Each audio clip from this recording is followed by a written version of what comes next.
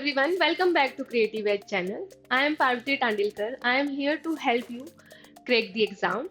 So today we will discuss about one of the most important topic of design exam, problem solving.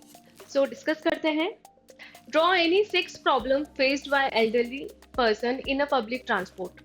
Okay so problem solving एक ऐसा question है जिसमें हमें काफी दिमाग भी लगाना पड़ेगा, काफी ब्रेनस्टॉर्मिंग करनी पड़ेगी, देन इसके बाद सेम ब्रेनस्टॉर्मिंग का हमें ड्राइंग करना होगा. So there are some important points to solve problem solving questions.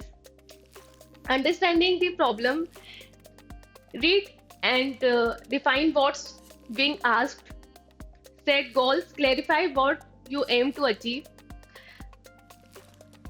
collect informative, gather relevant data, brainstorm solutions, generate multiple ideas, evaluate option, assess pros and cons, choose best solution, select the most suitable, plan action steps, outline how to implement, draw what you have planned. Okay, so यहाँ पर कुछ points है जिसका हमें drawing करते समय ध्यान रखना है और प्रॉपर लेआउट्स में हमें वर्क करना है.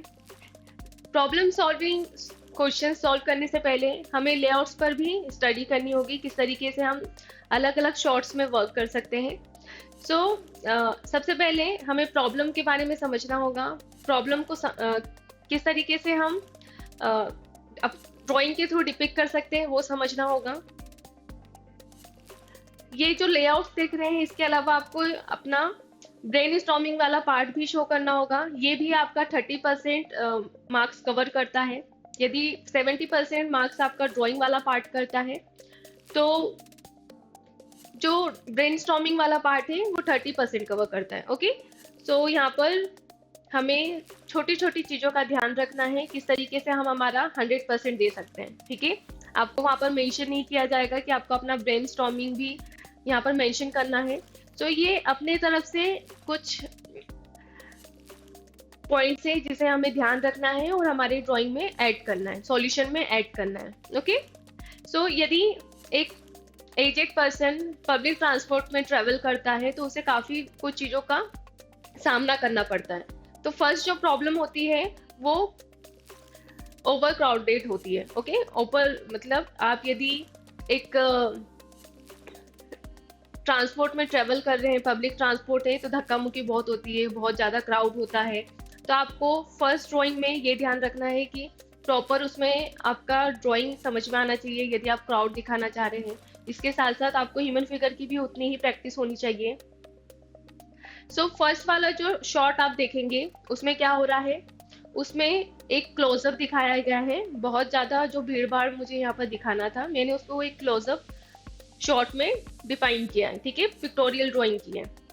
आपका कंपोजिशन अलग अलग शॉट में डिफाइन होना चाहिए. अब यदि सेकेंड वाला आप यदि ड्राइंग देखेंगे तो यहाँ पर प्रॉपर आप पर्सपेक्टिव देख रहे हैं. ठीक है, this is the inside view of any बस. किस तरीके से एक पर्सन ऑलरेडी खड़ा हुआ है. यहाँ पर हम दिखाएंगे कि जो एल्डर्स होते हैं उन्हें सीट की काफ़ी दिक्कत होती है, रिजर्व सीट नहीं होती है पब्लिक ट्रांसपोर्ट्स में. तो यहाँ पर हमने पर्सपेक्टिव के थ्रू क्या दिखाया है, एक बस का इनसाइड व्यू दिखाया है और काफ़ी रश दिखाया है कि बिल्कुल सभी सीट्स भरी हुई है. और जो एल्डर है जिसका पॉइंट ऑफ व्यू है वो क्या हो रहा है, वो पूरा इस बस में कहीं भी जगह नहीं देख पा रहा है और खड़ा हुआ है. ठीक है, सो हमारी सेकंड प्रॉब्लम भी काफ़ी इम्पॉर्टेंट है. ये हमेशा जो एल्डर्स होते हैं वो ये प्रॉब्लम्स फेस करते हैं. तो कभी भी प्रॉब्लम सॉल्विंग का हमें क्वेश्चन आता है तो हमें उस प्रॉब्लम को खुद की जगह रख कर देखना है. ठीक है, हम ये सोचेंगे कि यदि हम इस प्रॉब्लम में फंसे होते हैं, यदि हम इस प्रॉब्लम से निकल रहे होते हैं तो हम कैसे इसे फेस करते हैं. ठीक है, हम क्या सॉल्यूशन यहाँ पर क्रिएट कर सकते हैं. ओके, सो जो थर्ड फ्रेम है उसमें यदि आप देखेंगे तो ये भी एक मिड शॉट है जिसमें ज़्यादा फोकस भी नहीं किया गया है बट बॉडी पूरी ह्यूमन की दिख रही है. तो इसमें जो थर्ड फ्रेम है इसमें पर्सन को गिरते हुए दिखाया है, मतलब जो एल्डर्स होते हैं वो इतने स्ट्रांग नहीं रहते हैं, एक एज बाद उनका जो इतने स्ट्रांग नहीं हो पाते हैं। ठीक है, तो थोड़ा सा भी यदि बस का धक्का मुक्की होता है, थोड़ा सा भी यदि स्पीड ब्रेकर आता है तो उनका बैलेंस बिगड़ जाता है। तो यहाँ पर क्या होगा, उनको पकड़ने में भी प्रॉब्लम हो रहा है। ठीक है, जो सपोर्ट्स होते हैं वो इतने स्ट्रांग नहीं होते हैं कि वो उन्हें काफ़ी देर तक होल्ड कर सके या फिर बहुत टाइटली होल्ड कर सके। तो इस तरीके की प्रॉब्लम भी वो फेस करते हैं। ठीक है, सो इन फोर्थ फ्रेम अब यहाँ पर हम पर्सपेक्टिव का प्रॉपर यूज करेंगे। हम हमारी ड्राइंग में चाहे किसी भी टाइप का क्वेश्चन हो, हमने जो सीखा है अभी तक, हमने ऑब्जेक्ट ड्राइंग से लेके चाहे वो पर्सपेक्टिव हो, स्टोरी बोर्डिंग हो, या फिर 2D डिज़ाइन हो या 3D कंपोजिशन हो, हम सभी पर अपना एक्स्ट्रा एफर्ट लगाएंगे। किस तरीके से हम इन लेआउट्स में पर्सपेक्टिव का यूज़ कर सकते हैं वो देखेंगे। सो इन फोर्थ फ्रेम यदि आपने देखा होगा तो ये टॉप व्यू क्रिएट किया गया है। यदि एक बर्ड्स के पॉइंट ऑफ व्यू से देखेंगे तो एक ह्यूमन ऐसा दिखेगा। ठीक है, तो यहाँ पर हमने क्या किया, एक एल्डर को टॉप व्यू से क्रिएट किया है। अब वो जो सपोर्ट्स है उसको होल्ड करने की कोशिश कर रहा है। ठीक है, सो बहुत अच्छे से ये पॉइंट ऑफ व्यू हम दिखा सकते हैं। तो इसी तरीके से हमारे जो मल्टीपल फ्रेम्स है उसमें यूज करना है।